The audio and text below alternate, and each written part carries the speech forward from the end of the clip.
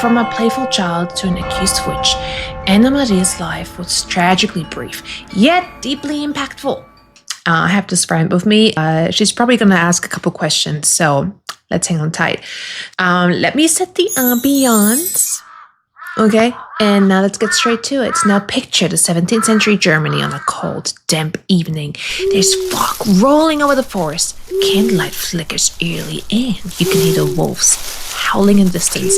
Leaves rustling in the wind, adding to the spooky vibe. Now, imagine you're just 11 years old and you're caught up in a terrifying web of accusations and fear. Now, this is the story of Anna Maria Sterck, the child witch of Sigmaringen. Now, stick with me. This one is going to give you the chills. That sounds intense already. I mean, what's the deal with Anna Maria? Well, yeah, so it's wild. Now, before we dive in, however, let me know in the comments if you ever heard of Anna Maria Sterck or any other historical witch trial. So I would love to hear your thoughts. And don't forget to hit that like button and subscribe for more spine-chilling tales. I'm ready for it. Oh, yeah, I bet. So, okay. Anna Maria was born on a crisp August morning in 1668 in the quiet village of Engelswies. Now, just imagine the morning dew glistening on the grass and the first rays of sunlight piercing through the mist. Sounds pretty magical, right? Now, her life started out normal, but it took a dark, dark turn.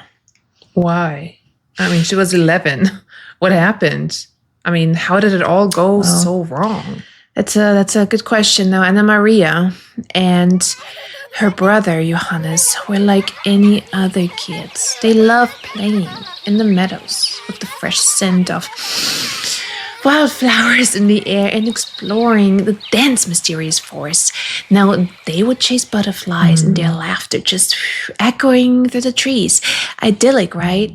Yeah. But then tragedy struck and their parents passed away and they had to live with the Kickenmeyer's family. Kickenmeyer family.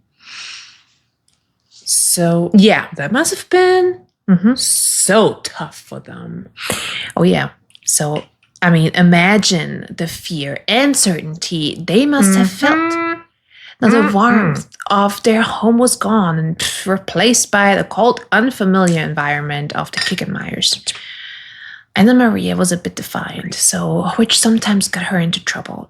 And little did she know that whatever was coming next was going to be her death sentence. I can't imagine going through all that as a kid. Yeah, that's what I thought too. So definitely not easy. Not an easy path to choose. But so as time went on, of course, whispers of witchcraft started to spread. The villagers would gather in hushed circles, eyes darting around. They exchanged fearful glances, and people began to suspect Anna Maria. The Kickenmeyers claimed her behavior was unnatural. Her innocent games, like pretending to ride on the back of the Kickenmeyer's daughter, were twisted into something more sinister, and neighbors started talking about her strange behavior. Yeah. Well, that sounds so unfair. I mean, she was just a kid playing You would games. think so. You would think so, right? But she was dragged into a tense interrogation, and the flickering torchlight casting eerie shadows on the walls. The air was thick with tension, and the cold stone floor sent shivers down her spine. She confessed to things that she couldn't have possibly done. So tales of hexen dances and demonic encounters, how terrifying must that have been for her? I mean, imagine the weight of her fear pressing down on her. No. Honestly, I can't even begin to imagine how scared she must have been. Yep. So exactly. So she was just a kid Okay, caught up in a whirlwind of accusations and fear, and it's heart-wrenching. It's a long time ago, but man, I mean, this is very much so. So sad. And then what happened next? In November 1678, Anna Maria and her brother were thrown into the dark, cold cells of Sigmaringen Castle. So the smell of damp stone and mold filled in the air. Oh my God. They were separated, left to face their fears alone. Days turned into months, and those cold, damp cells, chills seeping into their bones. Their confession grew more and more elaborate, fueled by fear and loneliness. Imagine being in that situation. I mean, what would you do?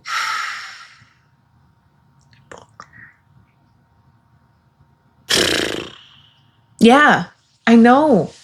I don't imagine just being stuck in that cold cell by yourself, man. So Anna Maria's story became more vivid and terrifying. Now, she talked about nightly visits from the devil, and curses on the townsfolk. The harsh conditions eventually took Johanna's life, leaving Anna Maria even more isolated and desperate. Poor girl, man. It's heartbreaking, right?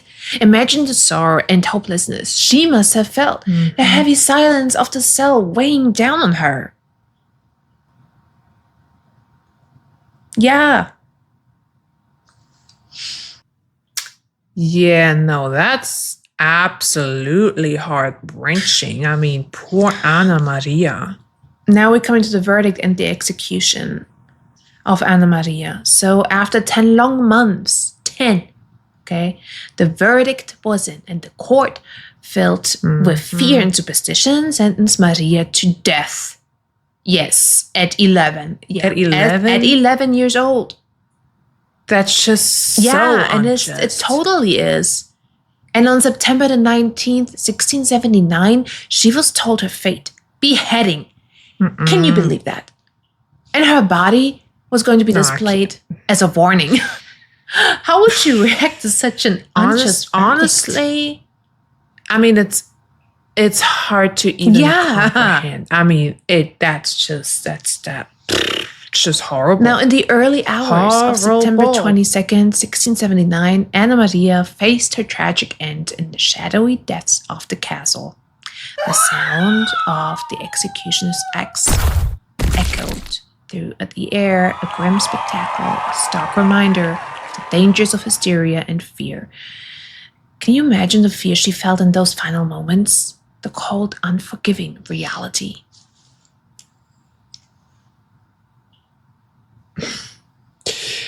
I'm speechless. I mean, what a terrible fate.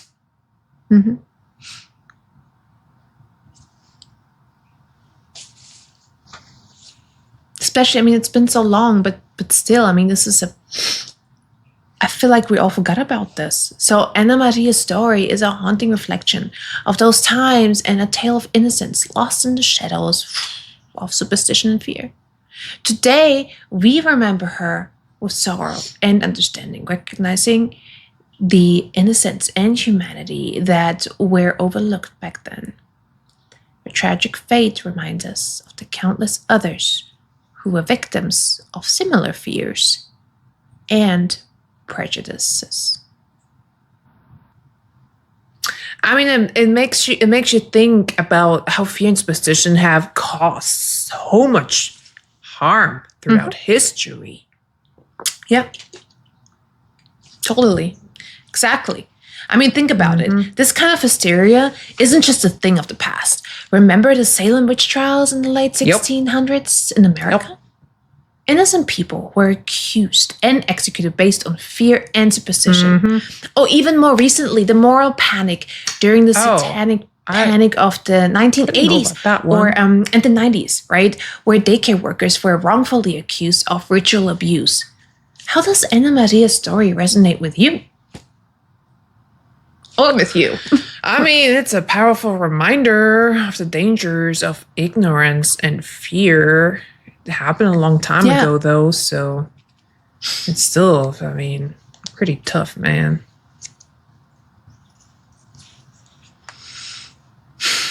Now, Anna Maria Sterck's story might be one of many, but it serves as a powerful reminder of the perils of ignorance and fear.